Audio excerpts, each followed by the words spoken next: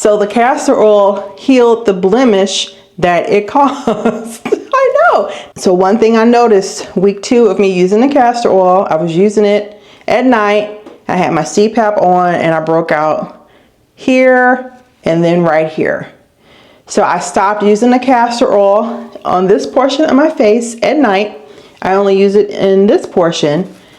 So what I did was, after my blisters kind of healed, I did have some discoloration like right in this area here. If you look at my week 2 video, you could see the discoloration. So what I started doing was, in the morning and at night, I just put like a little smudge of castor oil on that discoloration from the blister. And then I use it up on this portion of my face, my eyebrows, my eyelashes, and my forehead. And then my ears, my hands, a little bit on my stomach, my belly button, thighs, legs, and feet.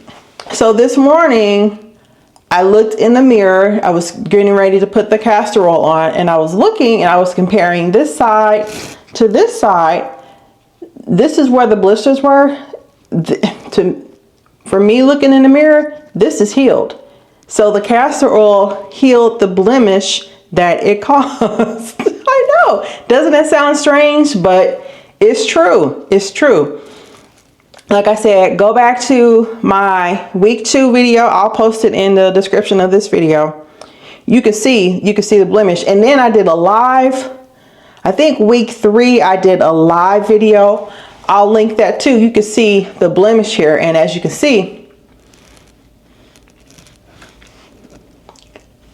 it's the same. It's the same as this side. So that blemish is gone.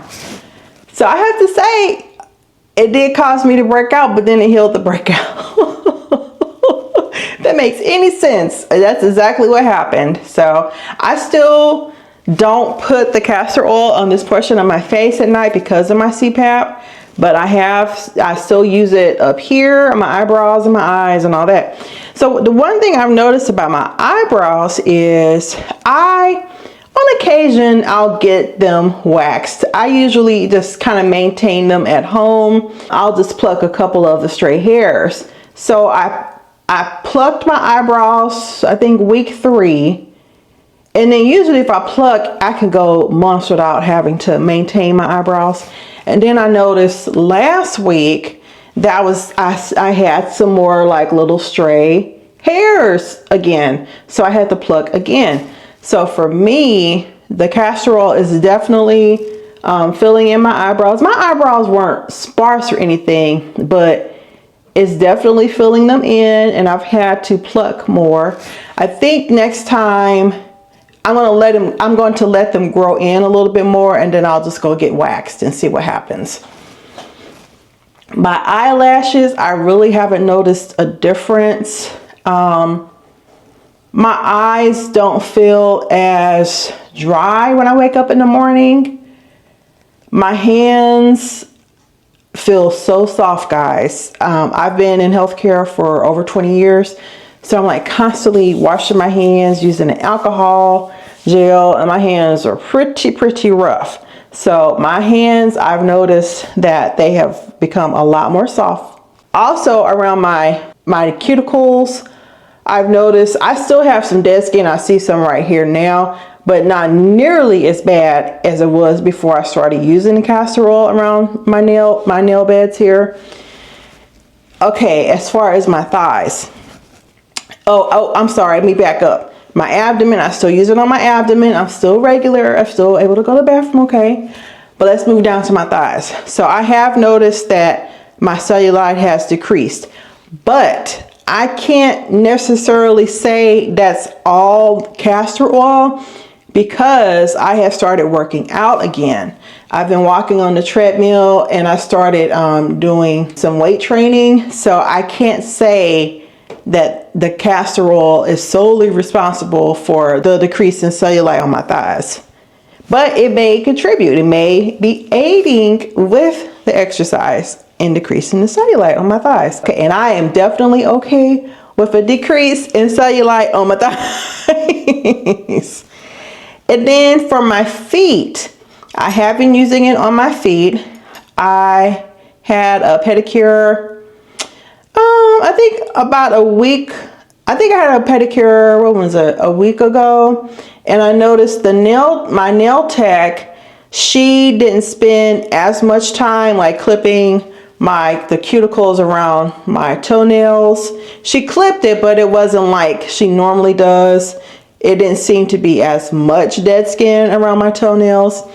And then when she was scrubbing the heels of my feet, it was like half the time that she did it. And then I've also noticed, like when I put on socks, like I put lotion on my feet, but sometimes when you put on socks, they still feel a little rough.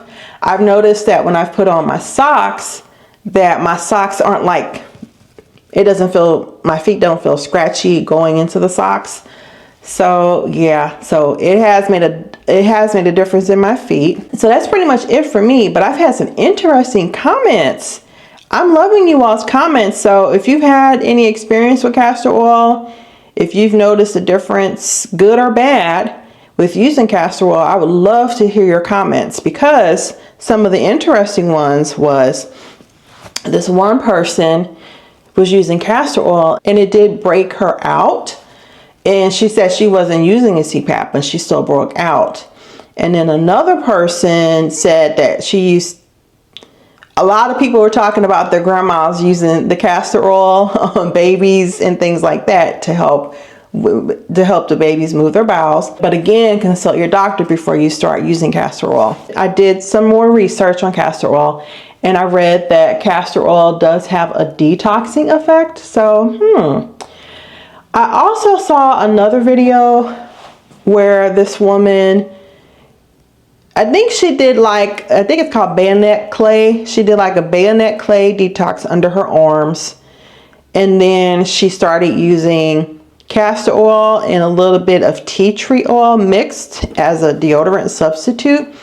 And she said she has not had any odor using this. Now, I think I'm going to try this, but definitely on a day off where I'm staying inside, just in case I don't want to go outside smelling like a skunk. Because I've used some natural deodorants and they do not work for me. The only type of deodorant that really works for me is this crystal deodorant here. But I'll give the castor oil and tea tree combination a try to see what happens. I will do the bayonet clay detox first up under my armpits and I'll see what happens. And of course, if it works, and then, I'll see what happens. Like I said, I'm definitely going to do it on a day that I'm off work and I am staying in the house, just in case it doesn't work. I don't want to be out in public smelling like underarms. So that's pretty much all I have to report. I'm going to keep going with this and see what it does.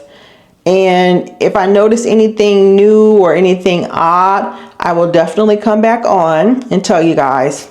And then if I do decide to do the underarm detox and use the castor oil and the tea tree mixture up under my arms, I will definitely come back and make a video to tell you those results. So again, like I said, if you've used castor oil and you've had any results with it, good or bad, let me know in the comments. Thanks so much for watching.